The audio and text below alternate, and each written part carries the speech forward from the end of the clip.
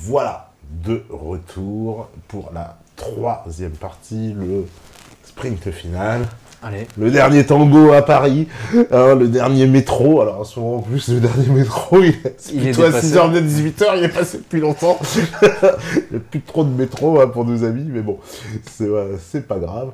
Alors je vais reprendre le cours un peu des questions, des métanautes, il y en a plein. On me dit par exemple, que pense Monsieur Doucet? Ah mais décidément, ils ont le plus grand respect pour toi ce soir. Mon Dieu, mais quelle éducation, vous nous faites bonne figure, messieurs. Que pense Monsieur Doucet d'Edward Snowden et de ses révélations sur plusieurs programmes de surveillance de masse? Que pense-t-il des géants du web, Google, Yahoo, Facebook, Skype, Twitter, etc. Et évidemment, il parle du lien avec la NSA, ce qui, aujourd'hui, semble-t-il, est établi, parce que, finalement, Edward Snowden, il en a beaucoup parlé, mais c'était des choses qu'on savait un peu avant. Voilà, qu'ils savaient que ceux qui avaient tendance à dénoncer, effectivement, cette surveillance de masse, c'est un peu pour des fous, alors que maintenant, quand ils enlèvent la batterie de leur téléphone pour parler sans la NSA, ça paraît normal à tout le monde. Donc, effectivement, qu'ils espionnaient Hollande, qu'ils espionnaient Merkel. C'est ça.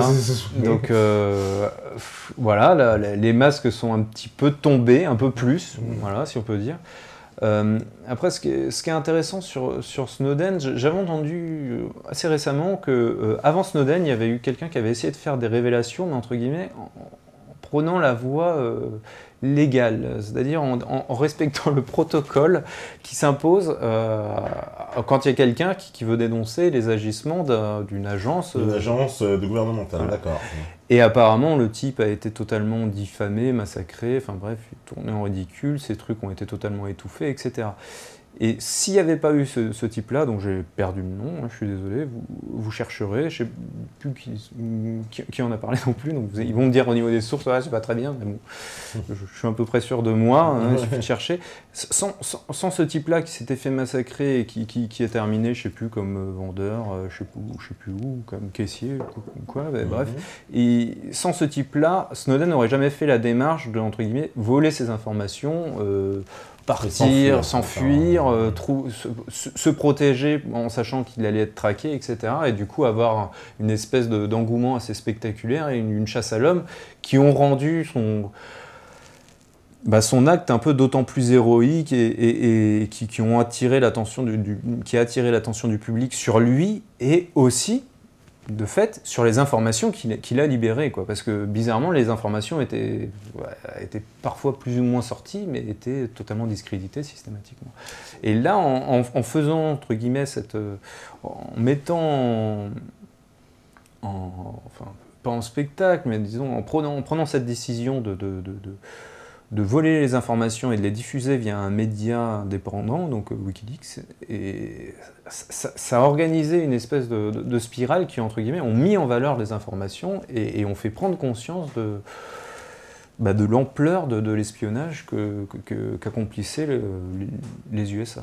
Un autre homme aussi, Julian Assange, quelqu'un qui a été très décrié un peu dans la presse occidentale quand même. Ils ont essayé effectivement de le salir.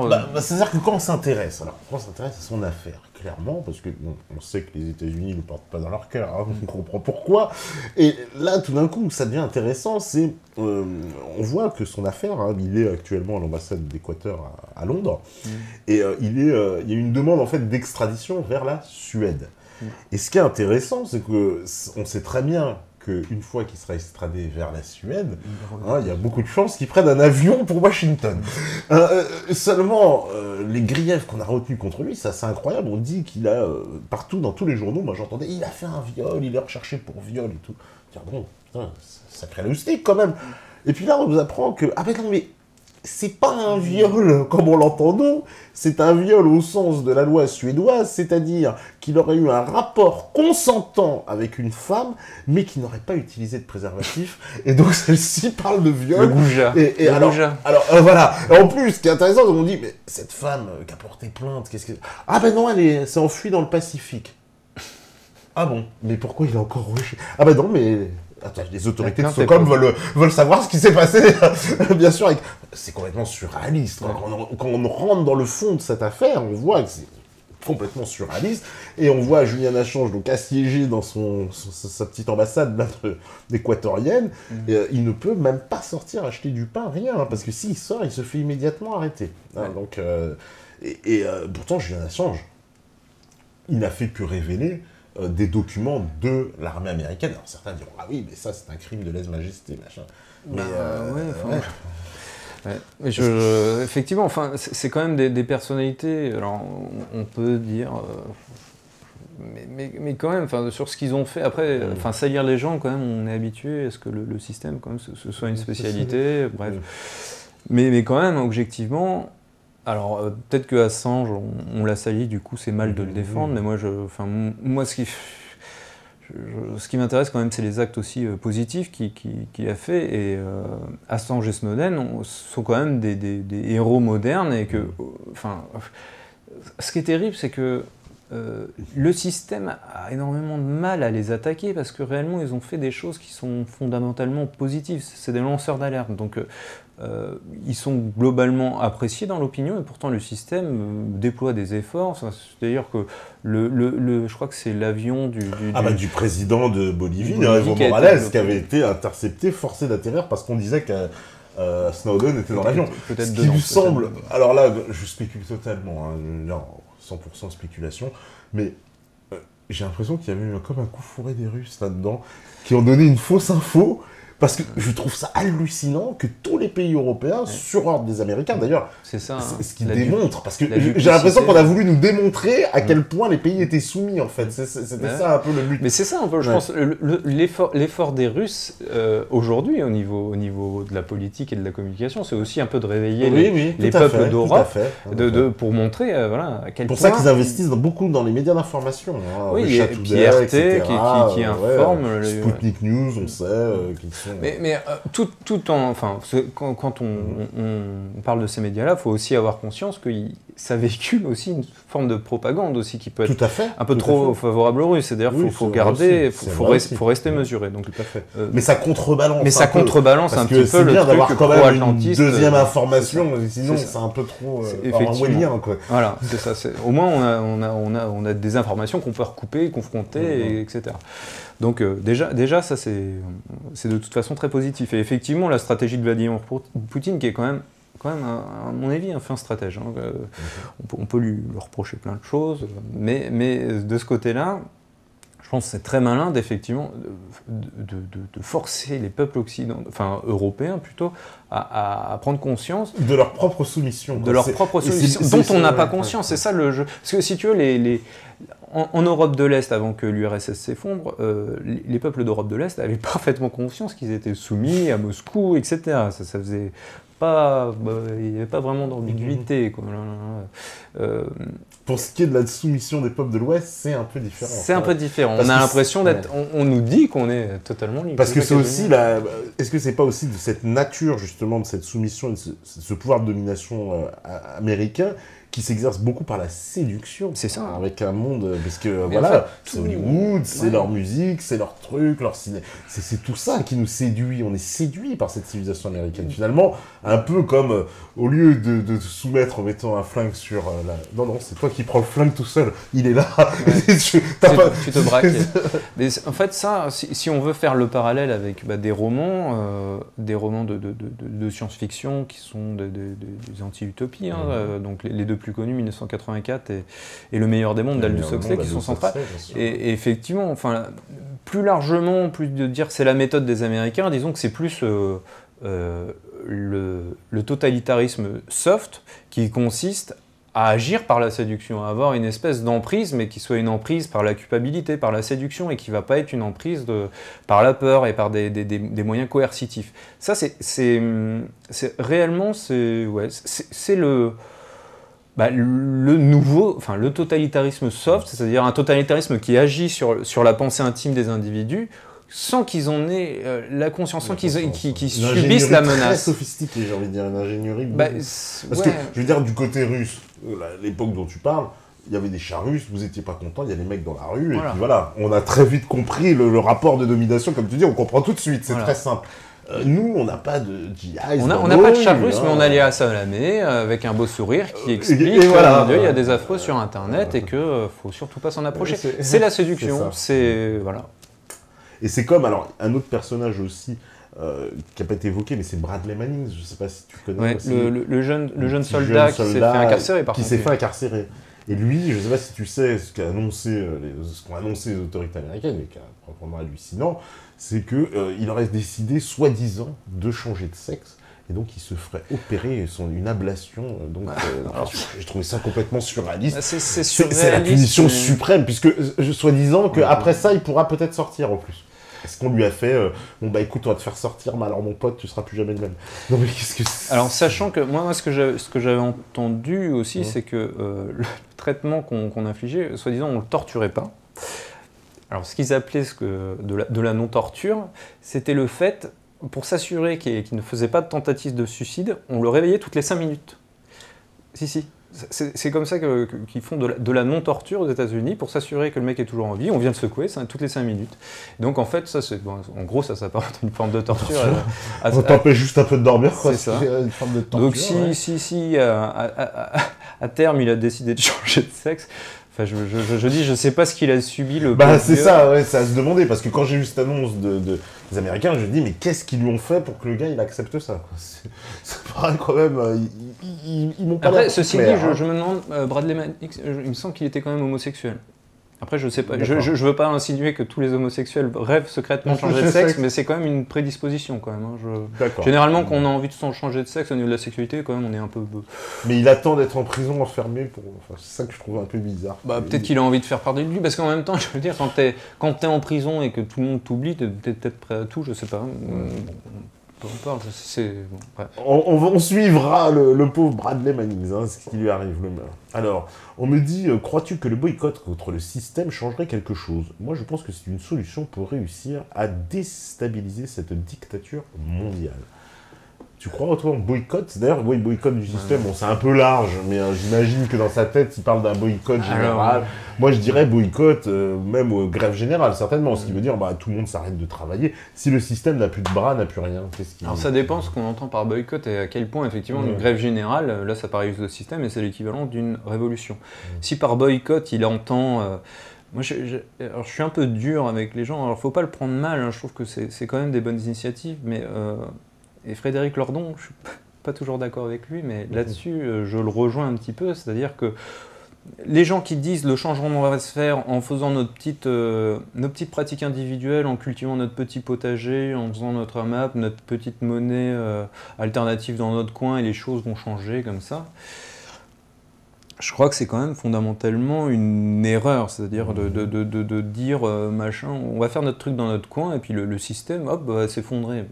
Non les gars, le système va continuer, vous allez être 2 ou 3% à faire ça, et puis voilà, ils vendront, Monsanto vendra un tout petit peu moins de légumes, mais au moins tous les agitateurs potentiels qui voudraient réellement changer les choses de la société, bah, plutôt que d'embêter le système, bah, ils vont faire leur petit potager et puis ils casseront moins les pieds au système, si tu veux.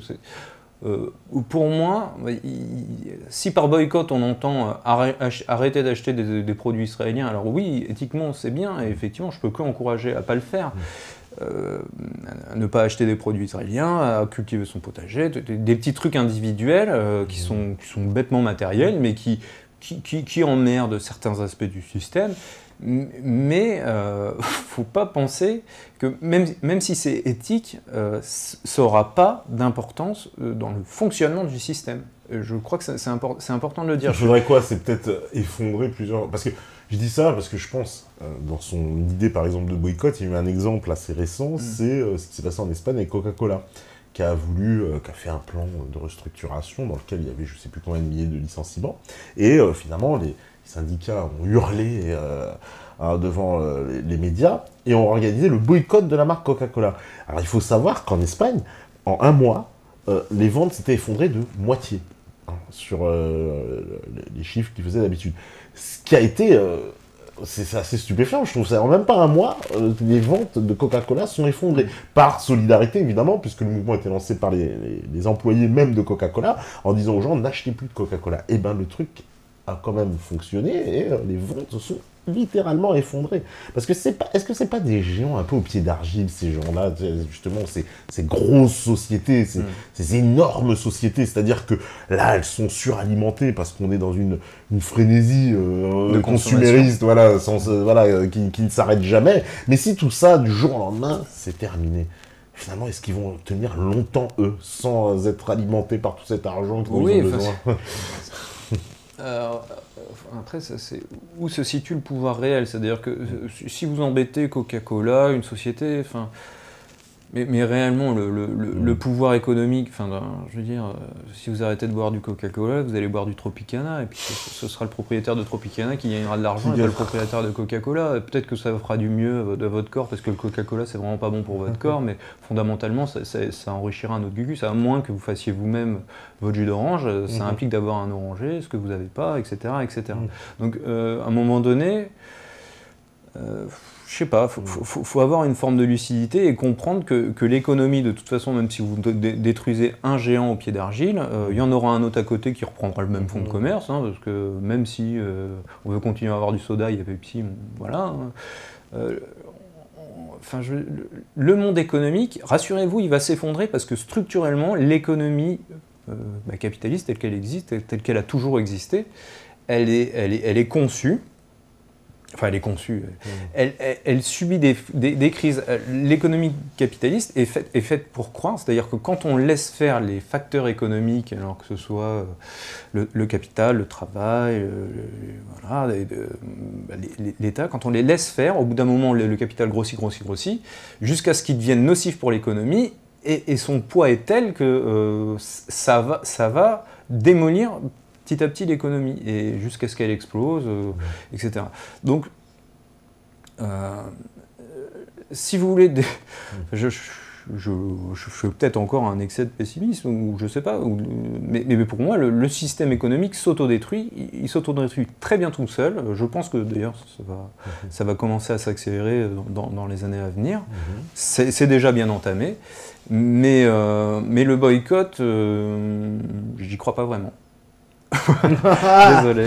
Bon, bah voilà, ouais, t'es franc. Alors, on me dit encore,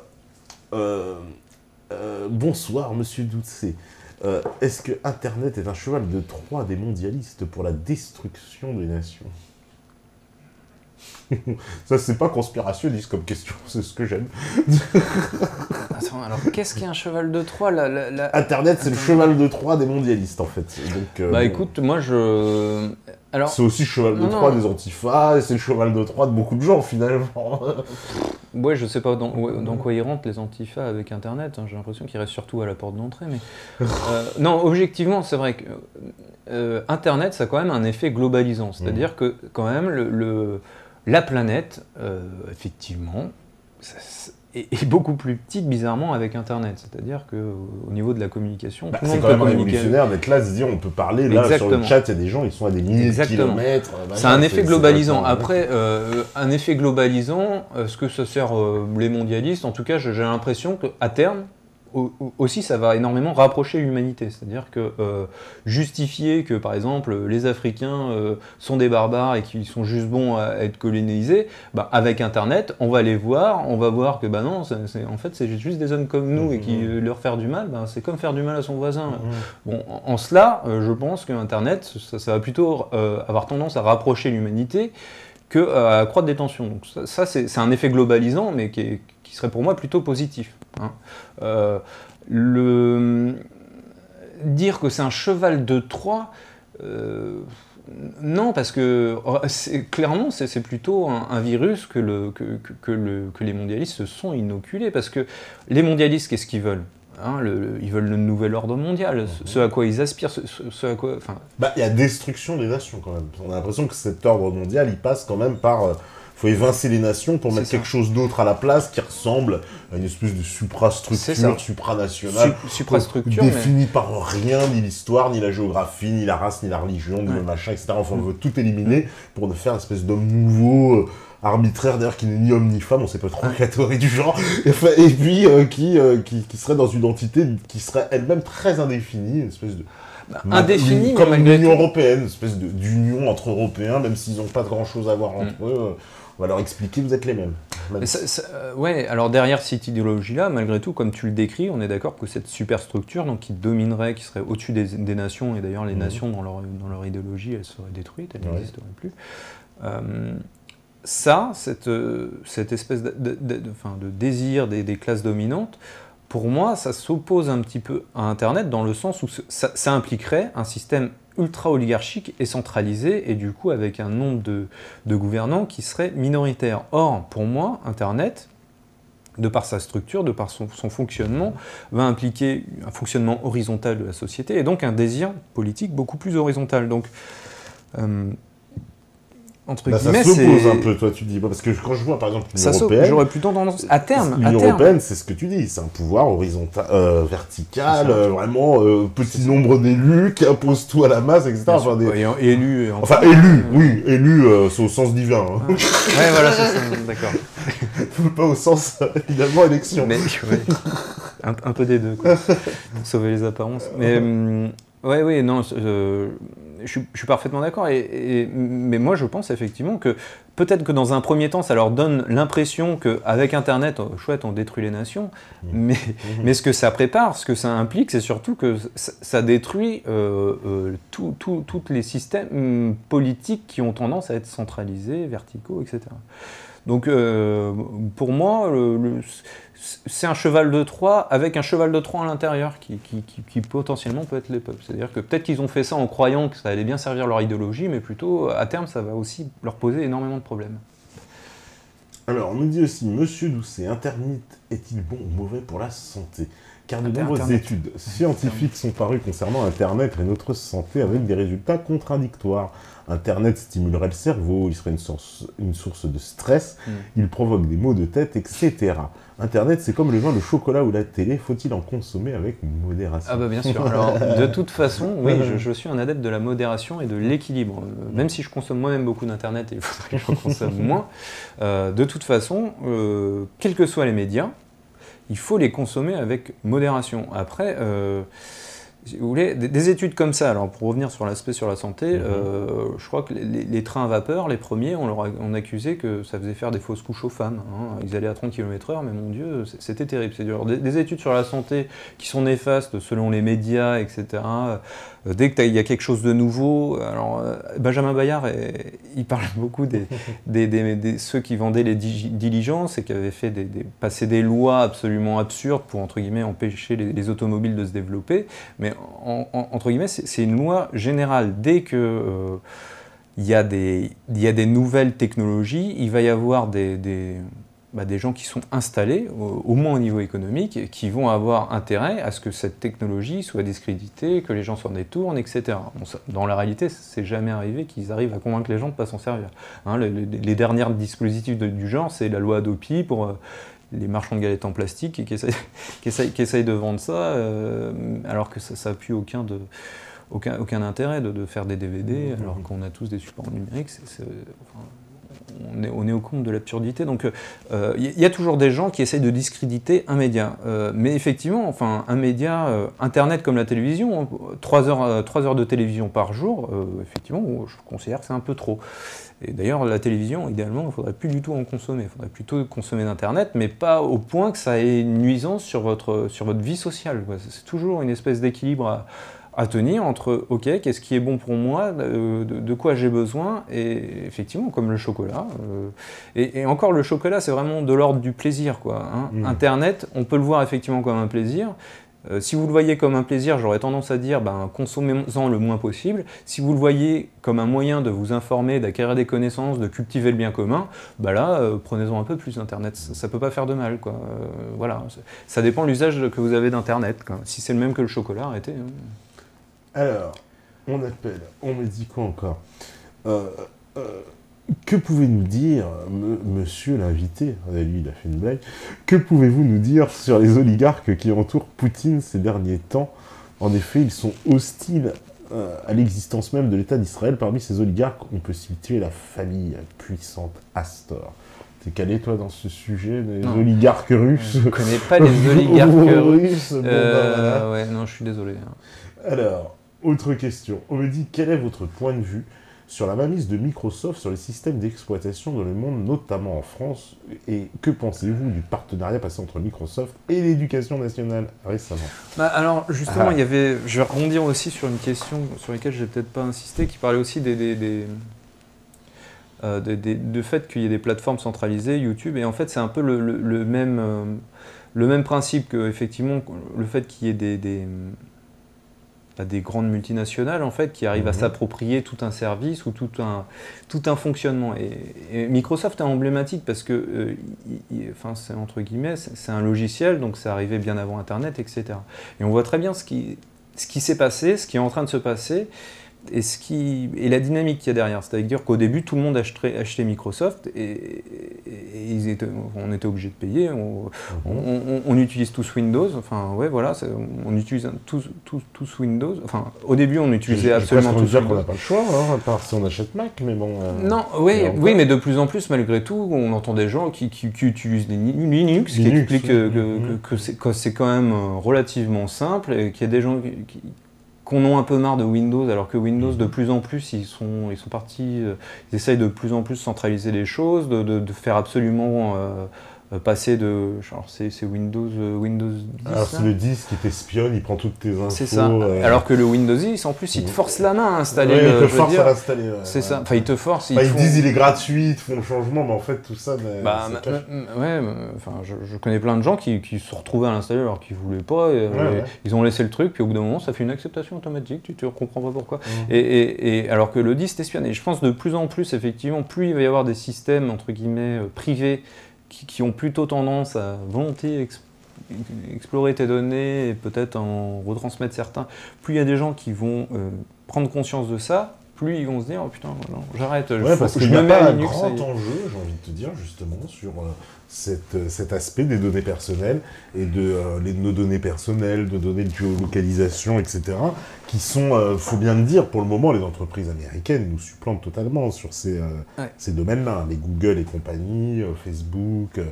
et autres grandes sociétés sont très en pointe. Et est-ce qu'en France, justement, ou même en Europe, par extension, comme on est encore, on va dire, des petits garde-fous de protection un petit peu plus, mais est-ce que tout ça n'est pas en train de voler en éclats parce qu'il y a un énorme marché derrière? C'est quand même le marché des données, quoi.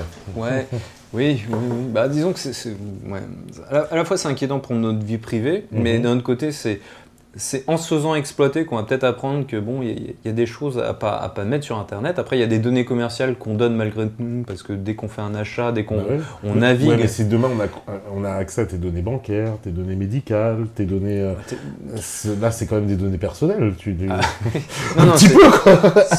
C'est totalement des données personnelles. Après, s'il y a des gens qui arrivent à prendre tes numéros de carte bleue et que tu vois qui prennent ton argent, tu vas te rendre compte, et c'est des pirates, ça va être nuisible aux banques. Donc de toute façon, dès qu'il y a un truc qui est nuisible aux banques, globalement ça fait pas long feu. Hein. Enfin, quand on analyse le pouvoir politique, on comprend pourquoi, mais globalement il n'y aura rien jamais nuisible aux banques. Hein. Donc peut-être qu'on va prendre tes données bancaires, encore que je pense que s'il y a des données qui sont... Peut-être c'est la banque qui les vendra à quelqu'un, c'est ça que je veux dire, si on lui autorise. Et pareil, on sait qu'aux États-Unis, par exemple, il y a des accès qui sont faits pour les mutuelles concernant les données médicales, parce que dans l'élaboration des traitements, etc., elles ont leur mot à dire. Donc elles ont accès à des informations très confidentielles. En France, c'est pas encore le cas, mais ça pourrait très bien le devenir. Après, ouais, c'est un débat. Comment dire, sur le problème des big data, pour moi, le problème, et là, malheureusement, je n'ai peut-être pas assez intériorisé la question, mais le problème, c'est plus que les données soient privées et donc commercialisables, plutôt qu'elles existent. Parce qu'en réalité, ça permettrait énormément de choses. Hein. Je veux dire, Google est capable de détecter les épidémies. C'est-à-dire, en fonction des gens qui tapent leurs symptômes, potentiellement, on peut prévoir des épidémies, etc.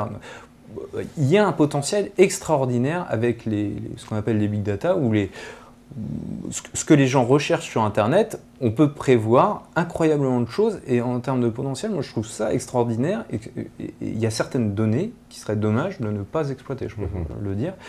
Et donc mon problème à moi, c'est plus de dire pourquoi est-ce que ces données ne sont pas soit supprimées, soit rendues publiques si elles sont utiles, ou si les gens, je veux dire, idéalement, idéalement, on devrait pouvoir paramétrer les données qu'on accepte de livrer au public, mais je veux dire au grand public, c'est-à-dire tout le monde peut y avoir accès, et les données qu'on veut garder confidentielles parce qu'on considère que c'est notre vie privée, sachant qu'il y a des données qui potentiellement peuvent améliorer le bien commun, et donc ce serait peut-être pas mal de les rendre publiques, enfin d'accepter qu'elles soient publiques, et des données qu'on veut absolument garder privées, qu'on veut que ces données soient supprimées.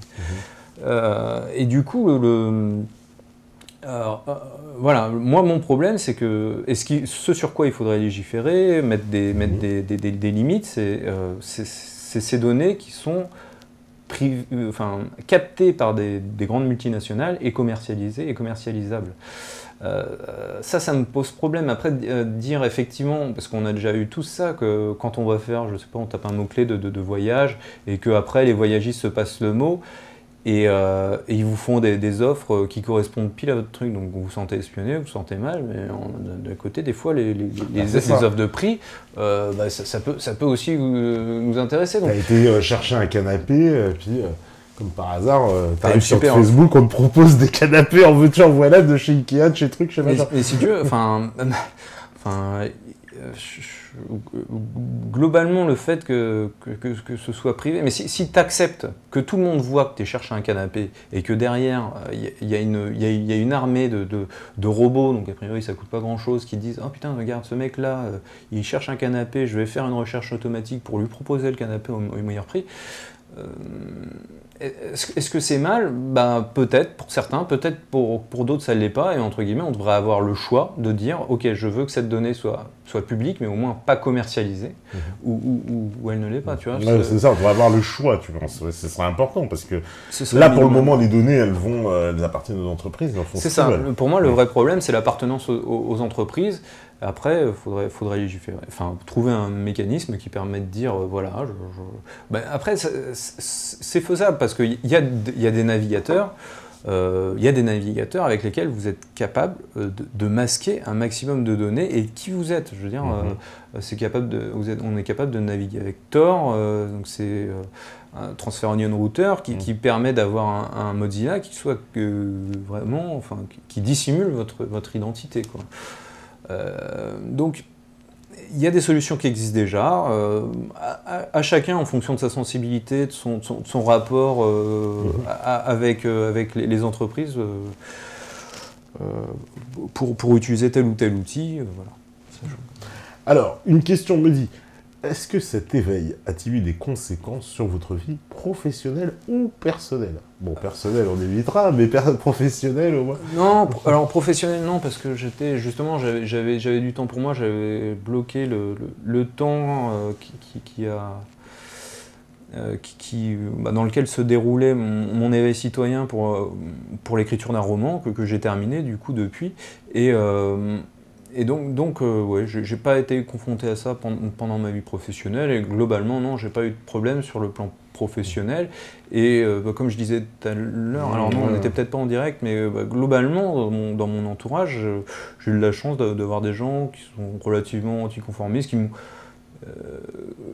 j'ai pas eu T'as pas d'amis salaud, facho, classe. Non, ouais, justement, j'ai pas eu ça. Alors peut-être que j'ai des bons amis, je pense.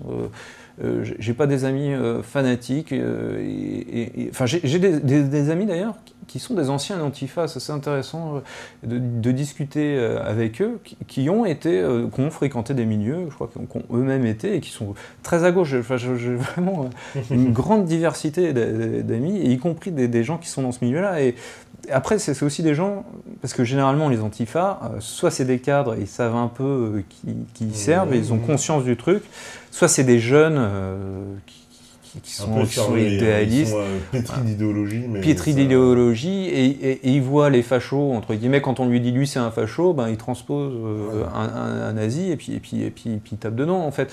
C'est des gens qui n'ont aucun recul, aucune culture politique, aucun éveil. Donc voilà, malheureusement, il y a tout. Donc voilà, donc au niveau de ma vie privée, je touche du bois. Alors là, t'es optimiste, tu vois, ça se passe bien. Ouais, voilà. C'est ce côté-là.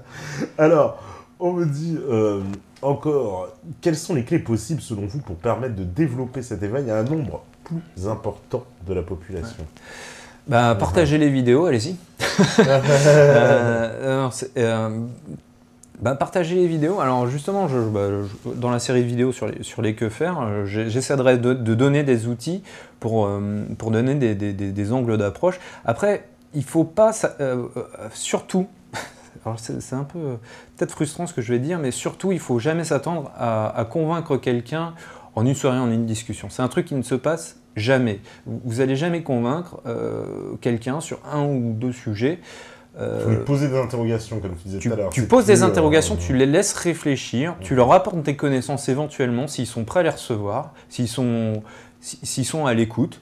S'ils ne sont pas, non, surtout n'insiste pas, parce qu'il y a aussi des gens qu'il faut accepter qui ne sont pas intéressés par la politique. Moi j'en ai énormément dans mon entourage, je les gonfle absolument pas, je bois des bières avec eux, on a d'autres sujets de conversation, mais quelqu'un qui n'est pas intéressé à la politique, entre guillemets, c'est quelqu'un qu'il ne faut pas vraiment chercher à convaincre, il faut d'abord essayer de convaincre ceux qui sont intéressés par la politique, et bizarrement dans un groupe d'amis, les gens qui ne sont pas intéressés à la politique, ils ont quand même une idée minimale de la chose qui est adéquate à penser en politique, et ils vont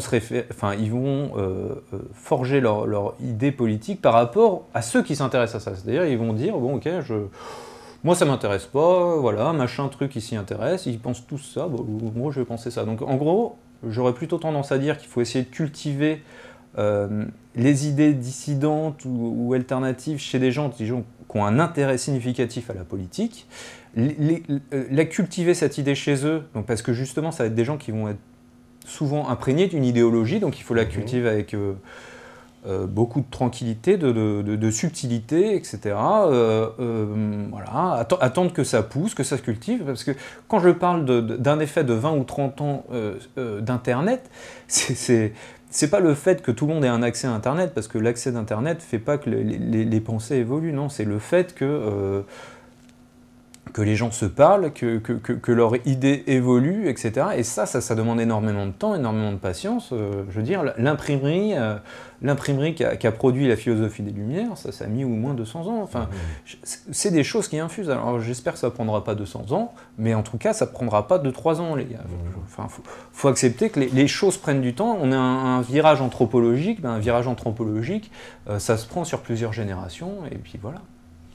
Ah bah tiens, autre question sur Internet, on me dit, que pense Monsieur Doucet de l'investissement massif de Google dans la robotique et la nanotechnologie?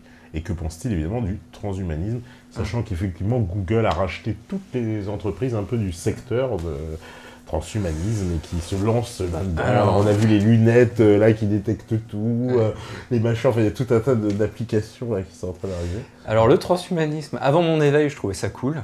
Je trouvais ça génial. Maintenant, je suis beaucoup plus réticent et entre guillemets méfiant. Parce que malgré tout, je ne suis pas devenu technophobe pour autant. C'est-à-dire que je pense qu'il y a des innovations technologiques qu'on ne peut pas empêcher, qui vont se faire, etc. Après, il y a aussi les analyses de Lucien Cerise, qui est extrêmement inquiet sur les aspects transhumanisme, de manipulation du génome, du fait que notre nature humaine soit transformée par la science. Et effectivement, ça, il faut s'en méfier énormément. Je trouve que la nature humaine est riche, complexe et diverse, et qu'il faut la préserver. Et c'est quelque chose dont il faut se méfier, parce que c'est au cœur de l'ingénierie sociale et surtout du développement qu'on veut faire prendre à l'humanité, au détriment de l'humanité elle-même, parce que du coup, un transhumain, c'est plus un humain par définition. Et je pense qu'on a besoin de rester humain. Après,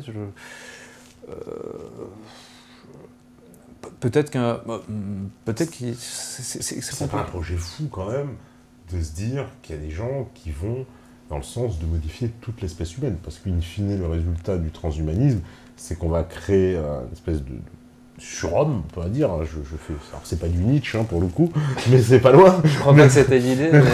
Mais voilà, une espèce de surhomme qui va devenir référence et balayer les autres hommes pour finalement créer une nouvelle espèce d'humanité qui serait à moitié, j'ai envie de dire, en circuit imprimé et l'autre moitié en biodégradable, enfin une espèce de mélange. Enfin clairement, ils ont derrière le transhumanisme, déjà l'objectif est assez flou, donc je sais pas s'ils veulent créer un Robocop à terme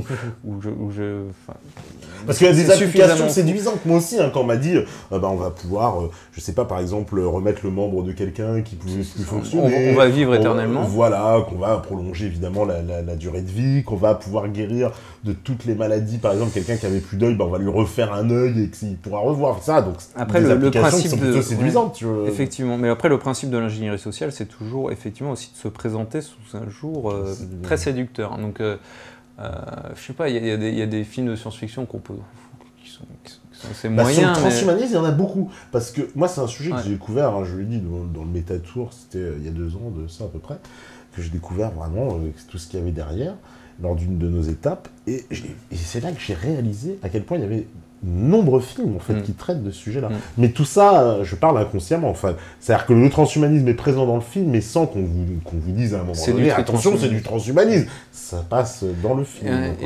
Et c'est pas forcément des films qui sont tout à fait optimistes. Parce que par exemple, il y en a un qui est alors très grand public. Je sais pas, je suis tombé dessus, je sais plus quand ou comment. C'est un film avec Justin Timberlake où en fait les gens ont Time Out. Excellent, ouais. Et ça, c'est la problématique de la vie éternelle et pourtant la gestion des groupes humains, c'est-à-dire parce qu'effectivement, si tout le monde a une vie éternelle, il faut aussi gérer la quantité de population, inévitablement. Et ça, effectivement, c'est des vraies questions qu'il faut se poser avec le transhumanisme et ce que ça implique, notamment au niveau de la durée de vie, de plein de choses, parce que la durée de vie, c'est le truc le plus cool, entre guillemets. Mais, entre guillemets, si on paramètre... là encore, c'est le meilleur des mondes qui est peut-être très intéressant en termes de transhumanisme. Dans le meilleur des mondes, il y a des humains qui sont faits, conçus pour être petits et un peu idiots, des un peu moyens et plutôt moyennement intelligents, et des grands et intelligents, que c'est les alphas, machin, truc. Donc si on catégorise les humains et qu'on fait des catégories humains qui sont inférieures à d'autres, structurellement, ça crée un monde dont on n'a pas forcément envie, quoi. Si on crée des humains qui sont fondamentalement esclaves et soumis aux autres, c'est pas forcément le monde dans lequel j'ai envie de vivre. Si je me projette, en tout cas, dans un monde transhumaniste, c'est exactement ça, c'est le monde d'Huxley, puisque on pourrait imaginer un monde où j'aurais les moyens, donc je peux transformer mes capacités. Celui qui n'a pas les moyens, par définition, ne pourra pas, il va aller balayer. Moi, non, j'aurai la super puce, je peux faire des choses que les autres ne peuvent pas faire. C'est ça. C'est tout le transhumanisme, c'est un vaste sujet et faut pas l'envisager, et aucun sujet d'ailleurs. Je recommande à tous les métanautes de jamais envisager un sujet de manière binaire et manichéenne, en disant le transhumanisme c'est le mal. Non, malheureusement, il y a des aspects du transhumanisme auxquels on n'échappera pas, auxquels il faudra se confronter, qui sont pas forcément mauvais, mais qui peuvent rapidement le devenir et qui peuvent être séduisants pour arriver à du mauvais. Donc, comme toute technologie, finalement, il y a un usage qui peut être positif, et puis il y a des contre-fous à mettre, parce que des garde-fous, je veux dire, parce que sinon, comme toute technologie, elle peut avoir l'effet inverse. Dire, aussi simple que le téléphone, je peux t'appeler, mais aussi, avec cette technologie, je peux être espionné. Pourtant, le but étant d'appeler, je peux être harcelé, je peux être... Voilà, avec une technologie. Allez, on va reprendre les dernières, c'est comme au marché, les dernières questions. Alors, on me dit,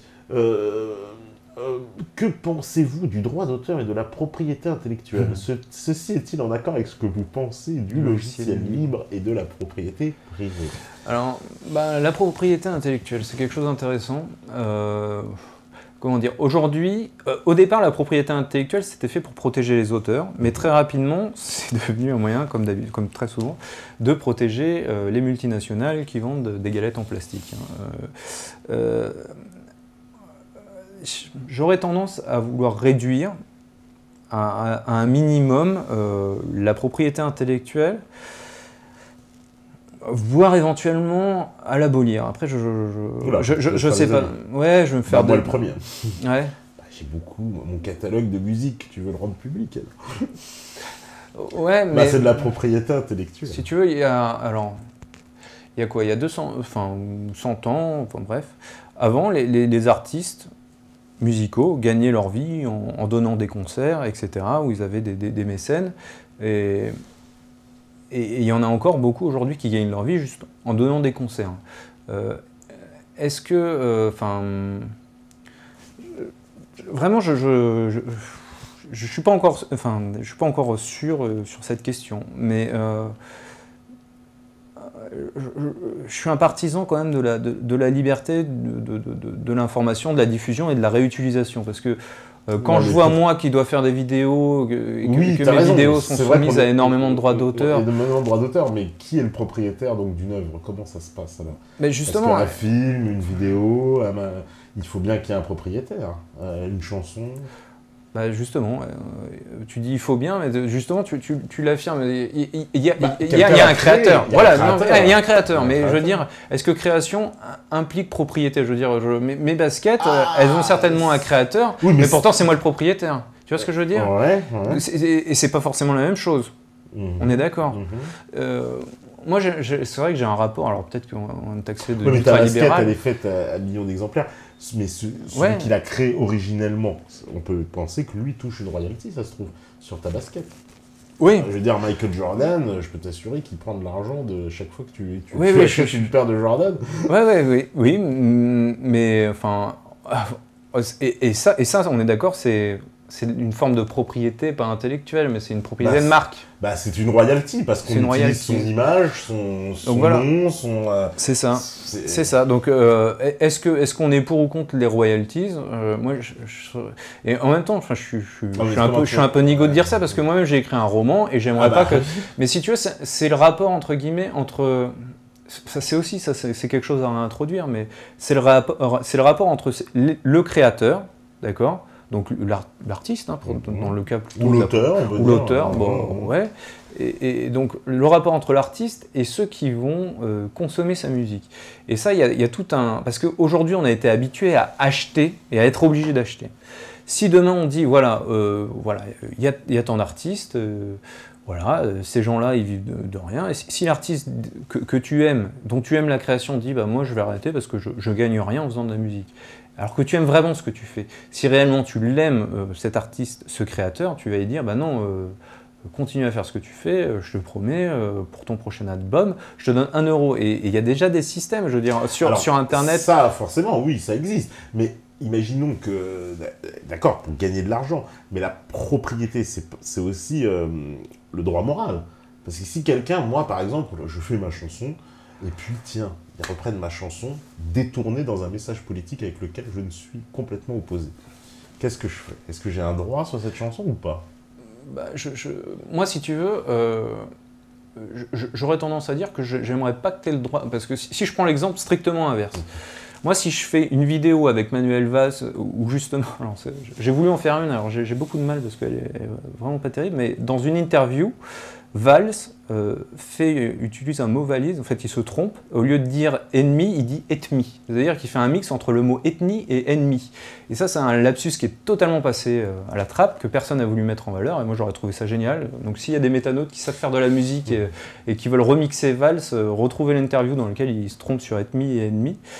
Je trouvais ça très intéressant. Et tu vois, j'ai pas envie qu'en faisant une chanson qui, entre guillemets, dénonce le propos, le propos, le lapsus odieux, et qui en dit très long sur son idée, son état d'esprit, quand il parle de terrorisme, et au lieu de dire ennemi, il dit ethnie, c'est-à-dire qu'entre guillemets, les terroristes, peut-être une ethnie, on sait pas pour lui, je sais pas, mais si un artiste veut reprendre ce mot-là pour en faire une chanson, j'ai pas envie que Manuel Valls dise « Ah oh, droit d'auteur, c'est moi qui l'ai dit, t'as pas le droit de l'utiliser ».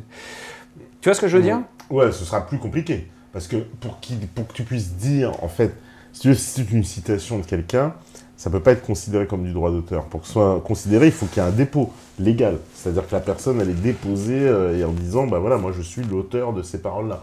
Après, il pourra attaquer je sais pas quoi, on se fout de sa gueule, c'est diffamation. Ouais, de la diffamation. Voilà, comme ça. Ouais, il d'accord. Toi, tu veux dire vraiment en disant une œuvre. C'est pas la propriété de sa parole, mais vraiment la propriété d'un titre. Ouais. Moi, j'ai c'est tendance par exemple à... le cas, tu vas utiliser une chanson, puis YouTube, ils te strike parce qu'ils te disent oui, le droit d'auteur, vous n'avez pas l'autorisation d'utiliser telle chanson. Ça, c'est un exemple typique du propriété intellectuelle. C'est-à-dire que... on utilise la propriété individuelle pour, entre guillemets, évincer une production, du coup. Oui, du coup, oui. À partir d'une autre... parce qu'on considère qu'il y a un propriétaire en fait, que l'œuvre en question a bien un propriétaire, c'est-à-dire une personne à qui, qui est le propriétaire de cette œuvre. Ou alors, il faudrait qu'il n'y ait plus aucun propriétaire, mais ce qui pose un gros problème, s'il n'y a plus de propriétaire. Parce que comment tu vas faire les droits d'auteur, par exemple, des artistes? Justement, c'est ce que je te disais, moi, le droit d'auteur des artistes, des créateurs, après, effectivement, il faudrait envisager le paradigme qu'on a, enfin, la vision de la société qu'on a vis-à-vis des artistes, en gros, de manière générale, et des créateurs. C'est-à-dire que quand on aime réellement un artiste, quand on a aimé son œuvre et qu'on veut qu'il en refasse une, ou qu'on a tellement aimé, il faut qu'on prenne l'habitude de dire, bon voilà, effectivement, vu que je consomme plus de disques, je consacre un budget à la musique que j'aime et aux gens que je veux récompenser, et je leur donne tant. Après, effectivement, c'est une logique de don, et c'est pas une logique marchande. Je suis parfaitement d'accord. Alors peut-être que c'est très injuste que les artistes vivent comme ça, mais pour moi, ça a quasiment toujours été comme ça. Après, sauf pour éventuellement les artistes peintres, parce que les artistes peintres, je suis d'accord, par exemple, ils vendent une œuvre, c'est quand même un rapport marchand, mais vis-à-vis de la chanson, ou un livre, une chanson ou un livre, un livre quand même, c'est un bien, donc si tu veux, effectivement... une chanson aussi. Je veux dire physique, un livre... Après, t'as un CD. Ouais, tu peux avoir un CD. Non, mais les CD, ça va avoir de moins en moins de sens. Et bon, les livres aussi, d'une certaine mesure, hein, peut-être un peu moins que les CD, mais les CD, ça va avoir de moins en moins de sens à partir du moment où tu as des supports numériques qui te permettent de stocker plutôt que d'avoir une CD-tech qui te consomme. Enfin, je veux dire, c'est des supports physiques, matériels, qui consomment de l'énergie à produire, alors que ça n'a aucun sens. Ça a aucun sens, tu vois ce que je veux dire? Tu peux pas forcer à quelqu'un à acheter une galette en plastique parce qu'il n'a pas la place chez lui, tu vois ce que je veux dire? En gros, sur Internet, tout est disponible gratuitement, donc de toute façon. Donc le droit d'auteur n'est pas à respecter en soi. Ouais. Mais c'est dès qu'il y a de la vente, dès qu'il y a quelque chose d'officiel, en fait, on demande qu'il y ait du droit d'auteur. C'est plutôt dans ce sens-là. Parce qu'en fait, tout ce qui est, on va dire, visionnage ou, on va dire, écoute d'un disque, tout est disponible gratuitement partout, absolument partout. On trouve tous les livres, on les trouve tous en PDF, machin, etc. On peut tout trouver, absolument tout. Mais en fait, c'est à partir du moment où il y a une espèce d'utilisation légale, un peu, où on dit, ah, attention, là, c'est légal, machin, ben non, vous pouvez pas l'utiliser comme vous voulez, quoi. C'est-à-dire, à partir du moment, peut-être que la personne fait de l'argent, j'ai envie de dire, où il y a de l'argent en jeu. Ouais, justement, enfin, moi, je pense que, bizarrement, de toute façon, Internet abolit un peu de fait la propriété intellectuelle. Donc, à partir de là, si on veut continuer à avoir de la production artistique, il faut apprendre à rémunérer les artistes de manière différente. Donc, ça veut dire à base de dons. Après, je pense que les artistes peuvent, par exemple, les chanteurs, effectivement, même s'ils vendent plus de CD, ils peuvent continuer à faire des concerts, a priori. Après, il faut qu'ils aient un minimum de public. Imaginons, ils ont un clip. Un clip, il passe bien en télé. La télé, elle paye pour cette diffusion. Donc maintenant, à quoi elle ne payerait plus? Alors ça voudrait dire que ce serait tout gratuit pour les télévisions. Parce que les télévisions payent pour les clips. Oui, pour les clips et les chansons, pour les radios, etc. Enfin, la diffusion est payante, puisqu'elle paye des droits. Oui, après, on peut imaginer une loi parce que là, en l'occurrence YouTube ou Dailymotion, quand il y a un certain nombre de vues, ils rémunèrent.